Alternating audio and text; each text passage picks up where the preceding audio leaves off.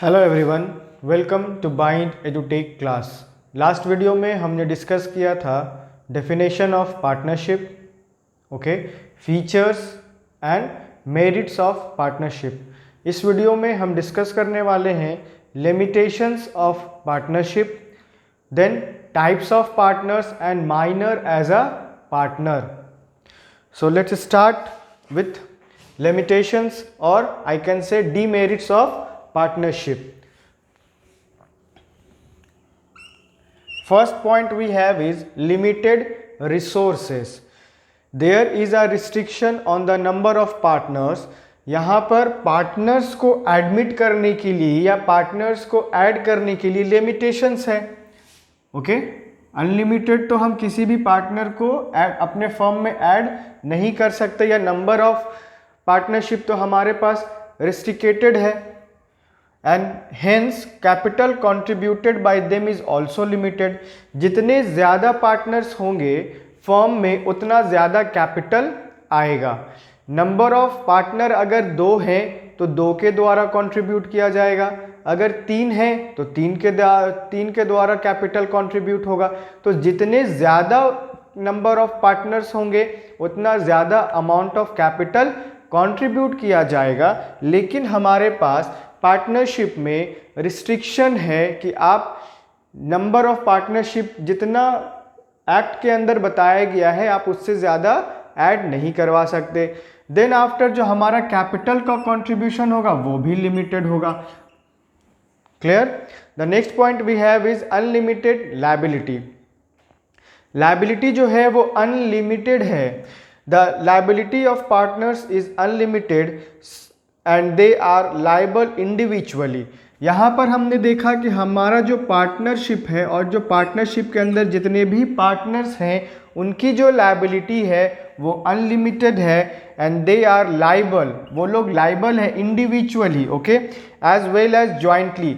या तो इंडिविजुअली जितने पार्टनर्स हैं वो लोग इंडिविजुअली लाइबल हैं या रिस्पॉन्सिबल है, और I can say jointly. Okay, पहला हम लोगों ने देखा कि इंडिविजुअली लाइबल हो सकते हैं और ज्वाइंटली भी हो सकते हैं।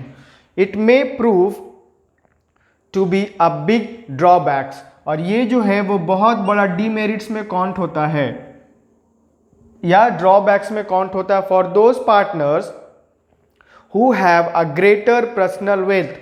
जिन पार्टनर्स के पास बहुत ज़्यादा प्रॉपर्टी है या बहुत ज़्यादा वेल्थ है, उनके लिए ये जो पॉइंट है वो ड्रॉबैक्स या डीमेरिट्स में सबसे बड़ा पॉइंट काउंट होता है। दे हैव टू रिपे, उनको रिपे करना पड़ता है द इंटायर डेप्थ, जितना भी डेप्थ है, जितना भी लायबिलिटी है, जितना भी बकाया है, they have to be pay in case the other partner are unable to do so. मान लेते हैं 2 पार्टनर हैं, पार्टनर ए और पार्टनर बी। पार्टनर ए के पास बहुत ज़्यादा पैसा है, बहुत ज़्यादा वेल्थ है, पर्सनल प्रॉपर्टी, लेकिन बी के पास उतना नहीं है, तो बी अनेबल है पे करने के लिए। तो अब ये रिस्पॉन्सिबिलिटी किसका बनता है? ए का बनता है, क्योंकि हमने देखा था कि अगर एक पार्टनर दूसरे पार्टनर के एब्सेंट में कोई डिसीजन लेता है या वो किसी थर्ड पार्टी से डील करता है या कॉन्ट्रैक्ट करता है, तो ये मान लिया जाता है कि दोनों ही पार्टनर के कंसर्न से, ओके, दोनों ही पार्टनर इस पे एग्री किए होंगे तभी जाकर के ये कॉन्ट्रैक्ट हुआ होगा थर्ड पार्टी से। उसी प्रकार जब अगर लायबिलिटी की बात आती है, तो अगर एक पार्टनर के पास नहीं है और दूसरे पार्टनर के पास है, तो ये मान लिया जाएगा कि वो जिसके पास वेल्थ है वो चुकाएगा, जिसके पास पैसा उतना नहीं है। The next point we have is lack of continuity. Partnership comes to an end with the death. Partnership की जो कंटिन्यूटी है वो लॉन्ग टाइम तक एग्जिस्ट नहीं रहता है। क्यों नहीं रहता है? हो सकता है पार्टनर ए और पार्टनर बी होंगे, ओके, 2 ही पार्टनर हम लोग मान लेते हैं। तो अगर कभी ए का डेथ हो जाएगा तो वो पार्टनरशिप क्या होगा? कंटिन्यू नहीं रहेगा। अगर रिटायरमेंट हो जाता है या insolvency of any of its partner, कोई भी पार्टनर का अगर रिटायरमेंट होता है या डेथ होता है या लुनेसी होता है या इंसॉल्वेंसी होगा तो वो पार्टनरशिप जो है वो लॉन्ग टाइम तक कंटिन्यू नहीं रहेगा। इन कारणों से ये डीमेरिट्स में काउंट होंगे ये points. Next we have is lack of public confidence. Partnership firm are not required to publish their report. Okay, partnership firm जो है उसको कंपलसरी नहीं है कि आपने अपने रिपोर्ट या अकाउंट्स को पब्लिश करना है। ओके, ये अगर कंपलसरी नहीं है, वो करता है तो ठीक है, लेकिन लॉ के द्वारा उस पर कंपलसरी या कंपल्सन नहीं लगाया गया है। दस दे लैक पब्लिक कॉन्फिडेंस, और यही कारण होता है कि वो पब्लिक का कॉन्फिडेंस लैक करते चले जाते हैं या उनको पब्लिक का कॉन्फिडेंस नहीं मिल पाता है या पब्लिक उन पे भरोसा नहीं कर पाता है। क्योंकि अगर हम किसी भी कंपनी या किसी भी फर्म या किसी भी बिजनेस के गुडविल्स या उनके अकाउंट्स के बारे में या उनकी प्रॉफिट एंड लॉसेस के बारे में जान पाएंगे या उनका फाइनेंशियल कंडीशन अगर हम जान पाएंगे, तभी हम ये एनालाइज कर पाएंगे या डिटरमाइन कर पाएंगे कि वो कंपनी का क्या पोजीशन है, वो कंपनी ग्रो कर रहा है या वो कंपनी डिक्लाइन कर रहा है, वो कंपनी ज़्यादा प्रॉफिट कमा रहा है या वो फर्म ज़्यादा लॉसेस कमा रहा है। तो जब तक हम किसी भी फर्म का फाइनेंशियल कंडीशन नहीं जानेंगे तब तक हम उस पर भरोसा नहीं कर पाएंगे। ये इसके डीमेरिट्स में काउंट होता है, क्योंकि हमने अपने रिपोर्ट्स को या हमने अपने अकाउंट्स को पब्लिश नहीं करना है, पब्लिक को बताना नहीं है कि हम लोग क्या प्रॉफिट कमा रहे हैं या हमने क्या लॉस कमाया है। अगर ये हम नहीं जब दिखाएंगे तो पब्लिक का जो कॉन्फिडेंट है वो भी हम पे नहीं बन पाएगा। Next we have is types of partner. Partnership के डेफिनेशंस हम लोग डिस्कस कर चुके, फीचर्स हम लोग डिस्कस कर चुके और अभी हम लोगों ने लिमिटेशंस भी डिस्कस किया। अब हम बात करेंगे टाइप्स ऑफ पार्टनर्स। कितने टाइप्स के पार्टनर्स हो सकते हैं। एक फर्म को चलाने के लिए हम लोगों को पार्टनर्स की ज़रूरत होगी। बिना पार्टनर के हम लोग पार्टनरशिप को तो एग्जिस्टेंस में नहीं लाएंगे या पार्टनरशिप के तहत हम लोग किसी भी फर्म को इस्टेब्लिश नहीं कर पाएंगे। तो नंबर ऑफ पार्टनर्स होना तो अनिवार्य है, लेकिन कितने टाइप्स के पार्टनर हो सकते हैं या हम पार्टनर्स को अगर इंक्लूड करते हैं तो हम लोग उनको कौन सी कैटेगरी में रखते हैं। Okay, the first one we have is general and active partner. पहले जो पार्टनर होंगे उन्हें हम जनरल या एक्टिव पार्टनर बोलते हैं। Such a partner takes active part in the management of the firm. जो पार्टनर जनरल कैटेगरी में या एक्टिव कैटेगरी में आते हैं उन्हें हम एक्टिव या जनरल पार्टनर बोलते हैं। और इस तरीके के जो भी पार्टनर्स होंगे वो पार्टिसिपेट करेंगे या एक्टिवली पार्टिसिपेट करेंगे किसमें, मैनेजमेंट में, मैनेजमेंट के काम में। मैनेजमेंट जो हम एक फर्म से रिलेटेड जितना भी चीज़ हम करते हैं टॉप टू बॉटम, वो सारी चीज़ों में अपना कंट्रीब्यूशन देते हैं, वो सारी चीज़ों में डिसीज़न लेते हैं या सारी चीज़ों के लिए वो डिसीज़न ले सकते हैं, निर्णय ले सकते हैं। तो जनरल पार्टनर जो होता है वो take active part in the management of the firm. Firm से रिलेटेड जितना काम करवाना है, जितना काम करना है, जितना डिसीज़न लेना है वो मैनेजमेंट में पार्टिसिपेट करता है और फर्म को बेटर बनाने के लिए, फर्म के डेवलपमेंट के लिए वो डिसीज़न भी लेता है। Next point we have is sleeping और dormant partner. Okay, he does not take active part in the management. ये जो है वो एक्टिव पार्ट या एक्टिव पार्टिसिपेशन नहीं करता है या नहीं करा, किसमें नहीं करता है, मैनेजमेंट में of the firm, though he invested money, share profit and loss and unlimited liability। यहाँ पर हमने देखा जो जनरल पार्टनर होता है वो एक्टिव पार्टिसिपेट करता है मैनेजमेंट में, वो फर्म के प्रॉफिट एंड लॉस को भी बेयर कर रहा है और वो उसका जो लायबिलिटी है वो भी अनलिमिटेड है। बट जो सेकंड पार्टनर हमारा है वो है स्लीपिंग या डॉर्मेंट पार्टनर। वो केवल मनी इन्वेस्ट करता है, शेयर करता है profit and losses, okay, and unlimited liability bear करता है। अगर फर्म पर कभी लायबिलिटी आएगा तो कौन पूरा करेगा, जो उस फर्म के पार्टनर्स होंगे। ओके, फर्म के पार्टनर्स जितने भी होंगे उनको वो लायबिलिटी बेयर करना पड़ेगा या चुकाना पड़ेगा। तो हम देख रहे हैं जो स्लीपिंग पार्टनर होता है वो मैनेजमेंट में पार्टिसिपेट नहीं करता है। अगर हमने फर्म से रिलेटेड कोई भी डिसीजन करना है या हमने मीटिंग किया है तो उसमें स्लीपिंग या डॉर्मेंट पार्टनर पार्टिसिपेट नहीं करता है, लेकिन वो पैसा को इन्वेस्ट करता है फर्म के डेवलपमेंट के लिए। फर्म से रिलेटेड जितना भी काम होगा अगर पैसे से रिलेटेड है तो उसको पैसा देना पड़ेगा, लेकिन वो पार्टिसिपेट नहीं करेगा। Next point we have is secret partner. Okay, he participate in business secretly. ये जो पार्टनर है वो सीक्रेटली पार्टिसिपेट करेगा, पब्लिक को इसके बारे में पता नहीं होगा। Without disclosing his association with the firm, वो फर्म से अपने आप को एसोसिएट नहीं करेगा, वो जनरल पब्लिक को नहीं बताएगा to do with the firm to general public. His liability is also unlimited. Secret partners वो होता है जो फर्म के डेवलपमेंट के लिए हेल्प करता है, लेकिन वो अपने नाम को पब्लिक जनरल पब्लिक को नहीं बताता है या वो फर्म से एसोसिएट नहीं करता है, लेकिन यहाँ भी वो फर्म की लायबिलिटी बेयर कर रहा है। Next we have is nominal partner. Such a partner only give his name. इस तरीके के जो पार्टनर्स होते हैं वो केवल अपना नाम देते हैं।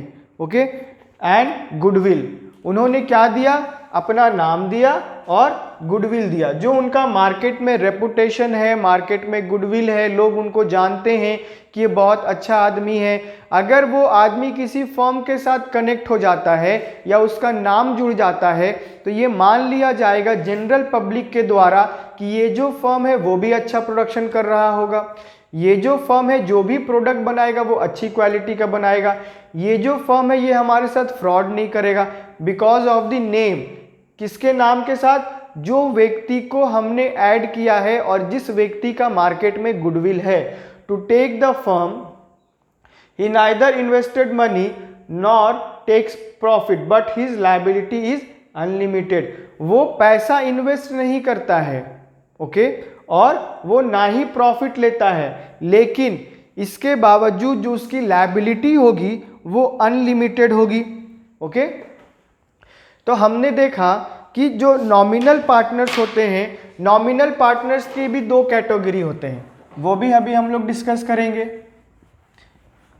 वो केवल अपना नाम दे रहा है लेकिन वो लायबिलिटी बेयर कर रहा है, प्रॉफिट नहीं ले रहा है। ओके, लोग जान रहे हैं कि ये पार्टनर है लेकिन वो एक्चुअल में पार्टनर नहीं होता है फर्म का।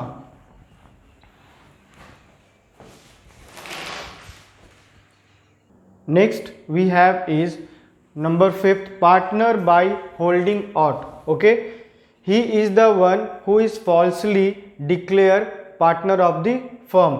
वो फॉल्सली डिक्लेयर करता है कि मैं इस पर्टिकुलर फर्म का पार्टनर हूं, where as actually he is not. Okay, जहां पर वो एक्चुअल में नहीं होता है पार्टनर, लेकिन वो डिक्लेयर करता है कि मैं इस पर्टिकुलर फर्म का पार्टनर हूं। And even after becoming aware of it he does not deny it. Okay, किसी ने बता दिया कि वो इस पर्टिकुलर फर्म का पार्टनर है लेकिन वो एक्चुअल में नहीं होता और ना ही वो इससे डिनाई करता है। Clear it, his liability is unlimited towards the party who has deal with the firm on the basis of his declaration. Clear? Number 6 we have is partner by estoppel. He is the one who by his words or conduct, जिसके शब्दों के द्वारा और conduct या behavior के द्वारा ये मान लिया जाता है कि या जिसका attitudes या behavior ये बताता है कि वो इस particular firm का partner है, to the outside world that he is a partner of the firm whereas actually he is not. जहाँ पर वो एक्चुअल में नहीं होता है लेकिन उसके शब्दों के द्वारा, उसके कंडक्ट के द्वारा ये मान लिया जाएगा his liability is unlimited। तो वहाँ भी उसका जो लायबिलिटी होगा वो अनलिमिटेड होगा फर्म के प्रति। अगर फर्म पे अगर कोई लायबिलिटी या डेब्ट्स रहता है तो वो भी रिस्पॉन्सिबल होगा उस लायबिलिटी को चुकाने के लिए। Now next we have is minor as a partner. अगर हम किसी माइनर को एक पार्टनरशिप में इंक्लूड करते हैं तो उसके क्या प्रोसीजर होंगे? A minor is a person who has not attend the age of 18 year. Minor हम उसे बोलते हैं जिसने अभी 18 साल का उम्र नहीं आया है या जो अभी 18 साल तक रीच नहीं किया है। Since a minor is not capable of enlarging into a valid agreement, तो जो अभी बच्चा है जिसका एज अभी 18 ईयर नहीं हुआ है तो उसको हम वैलिड एग्रीमेंट में इंक्लूड नहीं करते हैं। He can not become partner of the firm, वो फर्म का पार्टनर नहीं बन सकता है।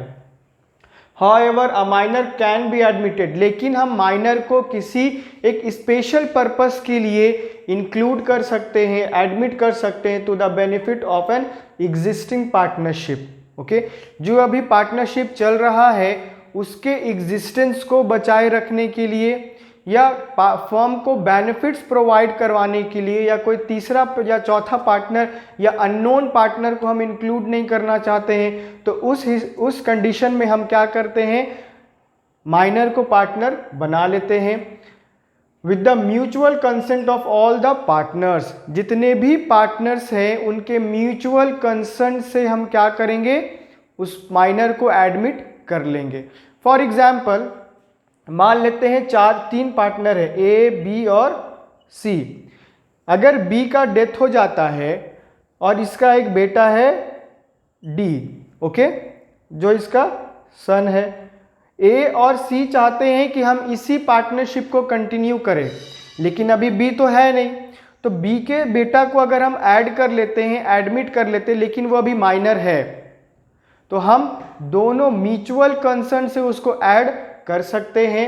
ही can not ask to bear the loss, लेकिन हम उससे लॉसेस को बेयर करने के लिए नहीं बोल सकते हैं। His liability will be limited, उसका जो लाइबिलिटी होगा वो लिमिटेड होगा to the excellent of the capital contributed by him. Okay, he will not be eligible to take an active part in the management of the firm, वो firm के management में actively participate नहीं कर सकता है, लेकिन वो प्रॉफिट लेगा, उसकी जो लायबिलिटी होगी वो भी लिमिटेड होगा, अनलिमिटेड नहीं होगा। The next we have is classification on the basis of duration. अगर हम पार्टनरशिप को या पार्टनरशिप के टाइप्स को अगर हम डिफाइन करेंगे तो हम दो टाइप्स में डिफाइन कर सकते हैं। First is classification on the basis of duration, second is classification on the basis of liability. पहला हम टाइम पीरियड या ड्यूरेशन के हिसाब से बांट सकते हैं और दूसरा हम लायबिलिटी के हिसाब से उसको डिवाइड कर सकते हैं। फर्स्ट पॉइंट के अंदर आएगा पॉइंट ए, ये बोलता है partnership at will.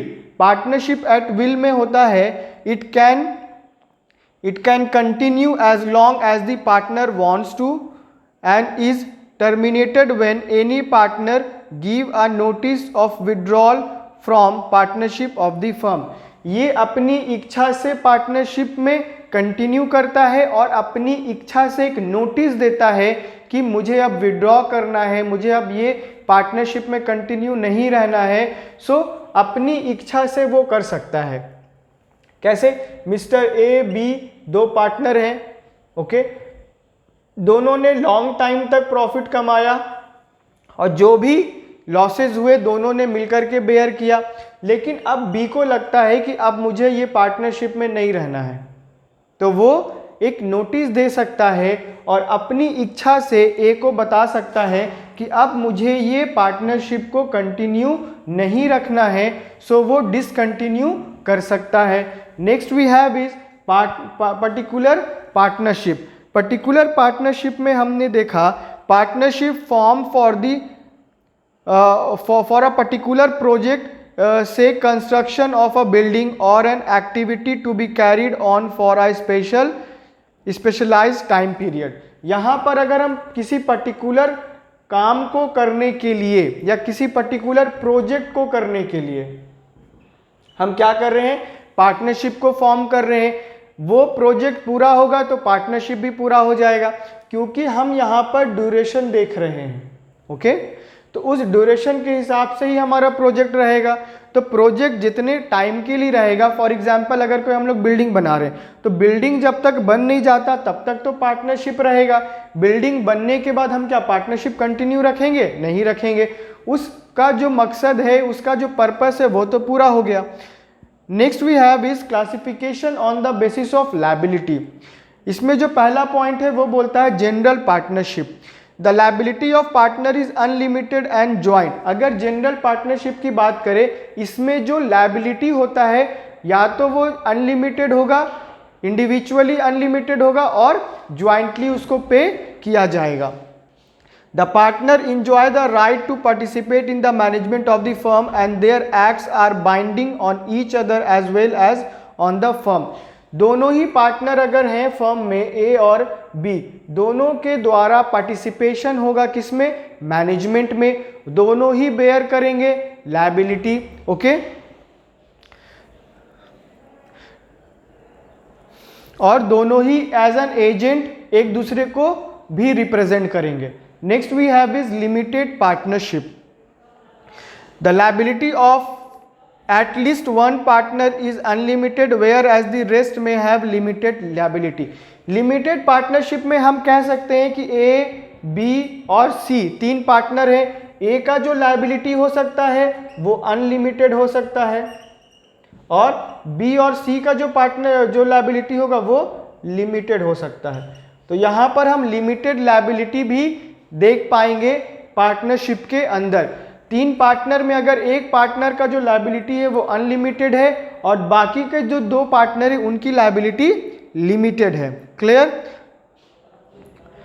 The liability partner do not enjoy the right of the management and their acts does not bind the firm as well as other.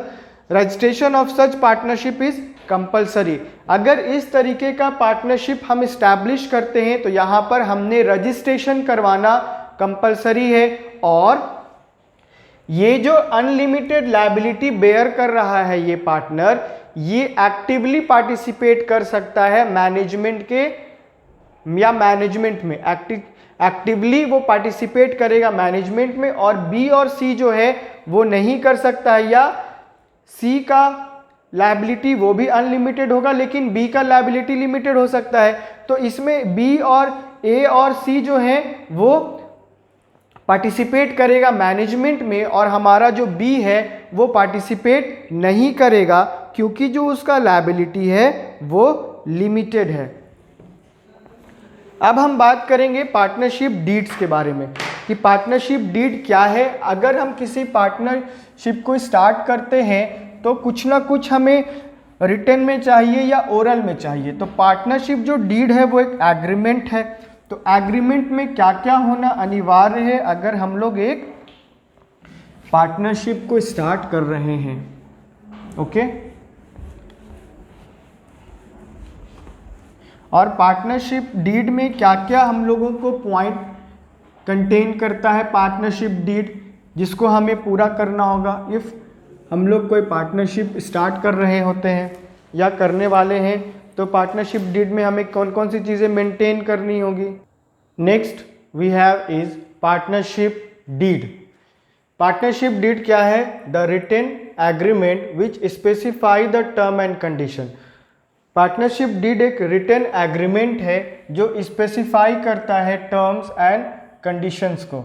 Okay, जो terms and condition को specify करता है और partnership के बारे में बताता है। That govern the partnership is called partnership deed. हम किस रूल्स एंड रेगुलेशन को किस रूल्स एंड रेगुलेशन से हम पार्टनरशिप को रन करवा सकते हैं, ये पूरा जो टर्म एंड कंडीशन है वो पार्टनरशिप डीड कंटेन करता है और वो इसी स्पेसिफाई करता है। The partnership deed generally include the following aspects. Partnership deed जो है वो कुछ पॉइंट्स इंक्लूड करता है। जनरली वो वही सारे पॉइंट्स हर पार्टनरशिप जो हम करते हैं तो सारे के सारे पॉइंट्स उसी में इंक्लूड होते हैं, या मेनली वो जनरल पॉइंट्स होते हैं जो हर पार्टनरशिप में इंक्लूड होते हैं। First is name of firm. Firm का क्या नाम रखना है? अगर हमने पार्टनरशिप को स्टार्ट किया है तो सबसे पहले हम क्या डिक्लेयर करेंगे इसमें, अपने फर्म का नाम। अगर हमने अपने फर्म के नाम ही नहीं रखा तो हो सकता है कि हमें बाद में प्रॉब्लम होगा, या हम अपने प्रोडक्ट को लॉन्च नहीं कर पाएंगे क्योंकि हमारा जो फर्म का तो नाम नहीं है। तो नाम होना बहुत अनिवार्य है, name of firm. Next is nature of business and location of business. Business का क्या नेचर है। आपने अगर पार्टनरशिप को स्टार्ट किया है तो एक पर्पस होगा, या उस फर्म को स्टार्ट करने का कुछ ना, आप जो बिजनेस स्टार्ट कर रहे हो तो उसका तो नेचर होगा। उसी नेचर को आपको पूरा करना है। आपको पहले बताना पड़ेगा कि आपने अगर पार्टनरशिप स्टार्ट किया है तो उसका पर्पस और नेचर क्या है। Then location of business, business जो आपका है उसका लोकेशन क्या है, आपको ये मेंटेन करना बताना पड़ेगा किसमें, पार्टनरशिप डीड में। ईच एंड एवरीथिंग जो है वो हम इंक्लूड करते हैं अपने डीड में, और ये हम पहले ही स्पेसिफाई कर लेते हैं अपने एग्रीमेंट में। The next we have is duration of business. हमने अगर पार्टनरशिप स्टार्ट किया है तो वो कितने टाइम के लिए रहेगा, कितने टाइम तक हम कंटिन्यू करेंगे, और कितने टाइम के बाद हम इसे खत्म कर देंगे पार्टनरशिप को। तो आपको एग्रीमेंट में बताना पड़ेगा कि आपने अगर पार्टनरशिप को स्टार्ट किया है या पार्टनरशिप स्टार्ट करना चाहते हो तो उसका ड्यूरेशन कितना होगा। Next we have is investment made by each partner. जितने भी पार्टनर हैं एक पार्टनरशिप बिजनेस में या फर्म में, तो उनके द्वारा कितना इन्वेस्टमेंट किया जाएगा। फॉर एग्जाम्पल ए, बी और सी हैं, 3 पार्टनर हैं। अगर तीनों मिल करके एक पार्टनरशिप फर्म को स्टार्ट करना चाहते हैं तो यहाँ पर अगर ए के पास 50,000 है तो वो 50,000 इन्वेस्ट करेगा, बी के पास अगर 60 है तो वो 60,000 करेगा, और सी के पास अगर 40 है तो वो 40,000 करेगा। तो यहाँ हम देख रहे हैं कि अमाउंट जो है वो इक्वल नहीं है। इन्वेस्टमेंट अगर 3 पार्टनर्स के द्वारा किया जा रहा है तो यहाँ पर जो अमाउंट है वो अमाउंट इक्वल नहीं है।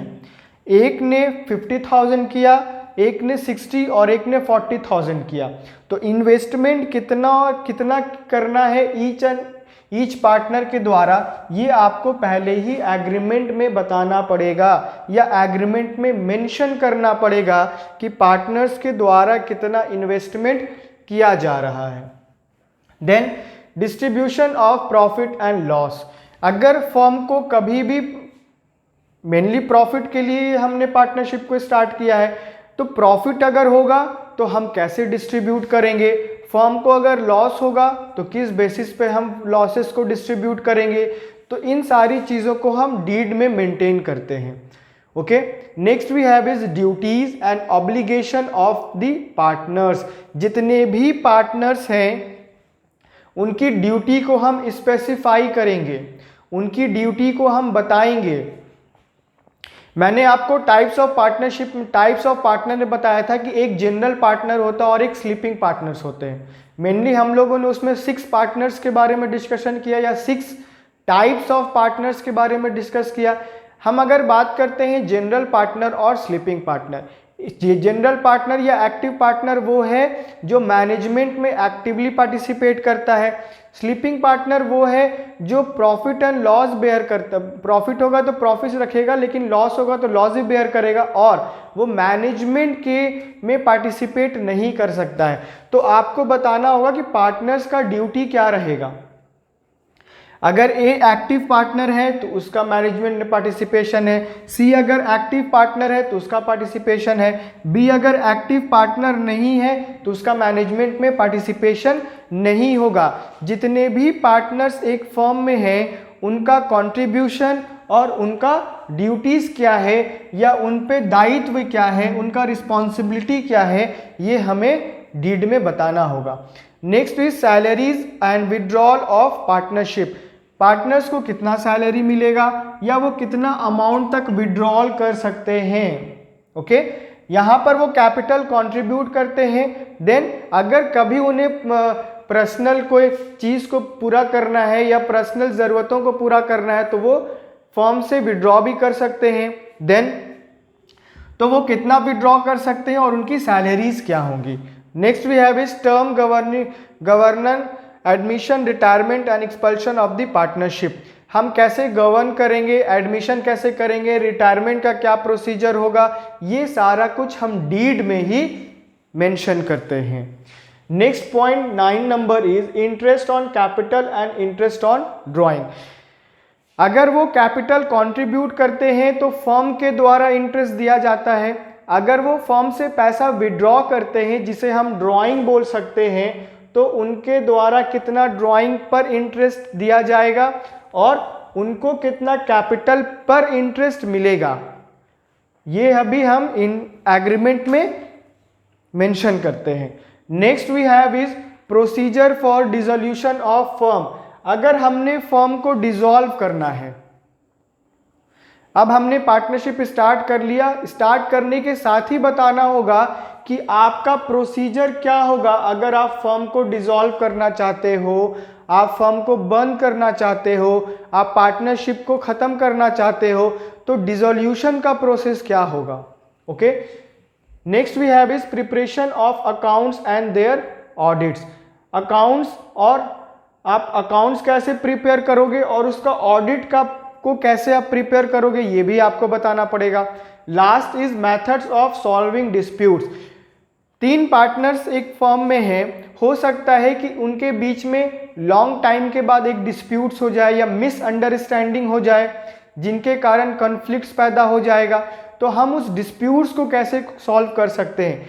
ए, बी और सी पार्टनर हैं, ये तीनों बहुत अच्छे फ्रेंड हैं। ओके, तीनों बहुत अच्छे दोस्त हैं, लेकिन आगे जा करके हो सकता है 1 साल के बाद, आफ्टर 1 ईयर, सी अगर किसी बात से डिसएग्री करता है, सी अगर डिसएग्री करता है बी और ए के साथ, तो हम उस डिस्प्यूट्स को कैसे सॉल्व कर सकते हैं, ये भी हमें पार्टनरशिप डीड में मेंशन करना होगा कि फ्यूचर में अगर कुछ डिस्प्यूट्स होता है तो हम उसे कैसे सॉल्व करेंगे, हमारा प्रोसीजर क्या होगा। ओके।